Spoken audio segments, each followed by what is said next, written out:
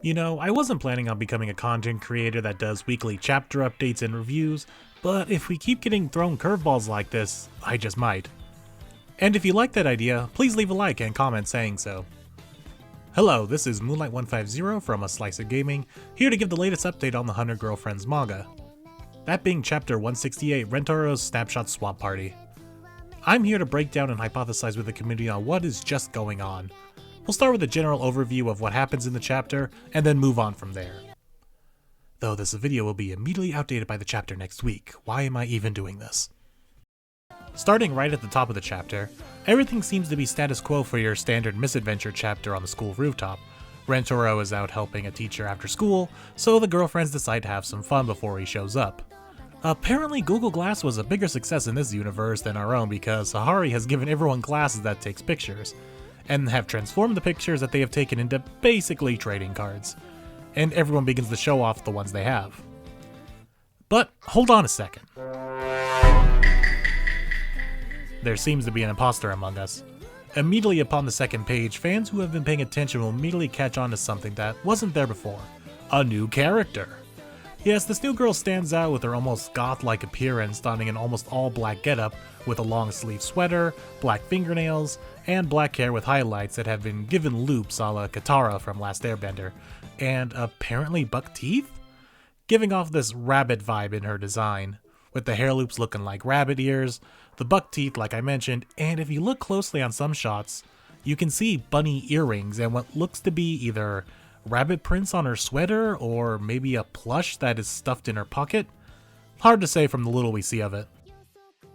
The chapter proceeds like any other rooftop misadventure with the girls where they all take turns sharing their pictures. I won't go over all of them because I encourage you to go read the chapter for yourself, but after every few girls sharing their picture, this unnamed goth bunny just kind of butts in saying, "That's so you," and proceeding to name drop everyone, to which everyone rightfully gives her the "who are you" stare. Blood really thinks she's on the team. It comes to an end when Rentaro finally shows up and immediately calls her out, to which we are left with our current cliffhanger. Moving on to the review part, this is a great chapter from a writing point of view, coming off a break week giving the illusion to readers who haven't been fully paying attention that possibly a chapter was missed and that you need to go back and check. Just the perfect amount of gaslighting. We the readers are actively being tested by the author, which I find amazing.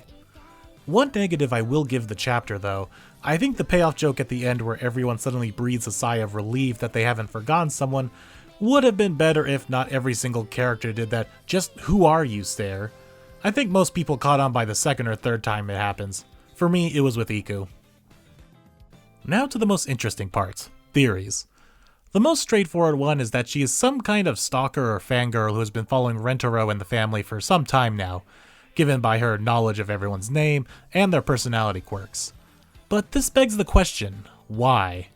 If she was in love with Rentaro, which seems to be the case, how has Rentaro never encountered her before? How have they never zinged? I have two thoughts. The prevailing and most likely idea is that she did zing with Rentaro at some point, but it coincided with another girl's zing and she kept her distance all this time. Maybe even as far back as the zing with Hakari and Karane, and has been stalking ever since. And for whatever reason, whether she's shy or embarrassed, she kept her distance. But if that were the case, why now? Why suddenly reveal herself? And not only reveal herself, but if she was shy, she sure isn't now. She forced herself into the group and remained calm and collected the whole time. Running along the same idea as the first theory, that she's some stalker who has been watching the family for quite some time, but looking at it from the other side of the spectrum, is that she's jealous. She saw all these women happily with this one guy and she wanted to join. This can be supported by the little mini speech she gives regarding the photo she took of Rentaro. Sounds like someone who is admiring the man taking care of all these women. And now she's making her move to join in on that happiness. But of course with this series, if this was the case, she will zing with Rentaro come the next chapter when they get to talking. Now for some more outlandish theories. Some fans have brought up the idea of a time-traveling girlfriend, but outside of knowing everyone's names and quirks, this idea doesn't really hold much water. It doesn't work from a time-traveling perspective. If she is from the future where Rentaro is older and she travels back in time to be with them and everyone else when they are younger, I don't like where this train of thought is going, so I'm getting off.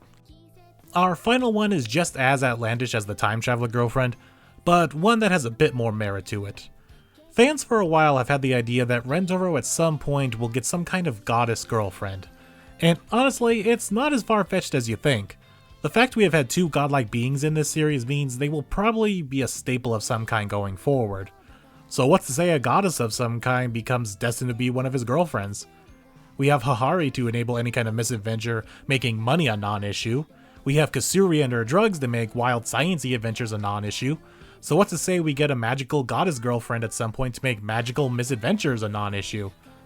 Now, is Bunny-chan this goddess? Well, possibly.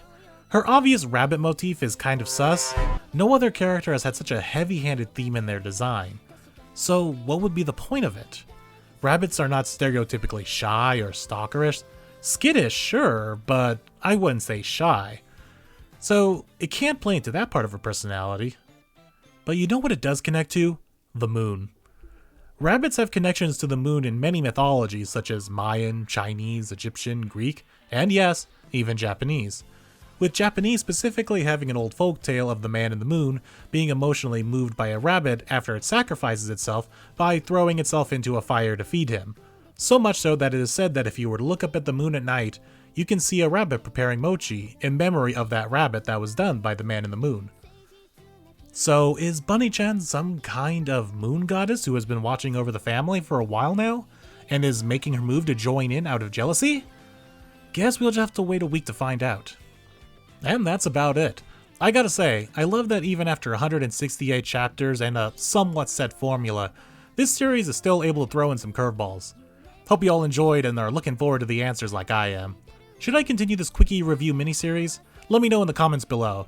And be sure to like and subscribe to see more, and check out the other content on this channel, such as the weekly video game news podcast that I host called A Slice of Gaming every Saturday morning, and our other show, A Slice of Anime, every other Thursday morning, where we are currently doing a book club on Odd Taxi and Violet Evergarden. See you all on the next video. Goodbye.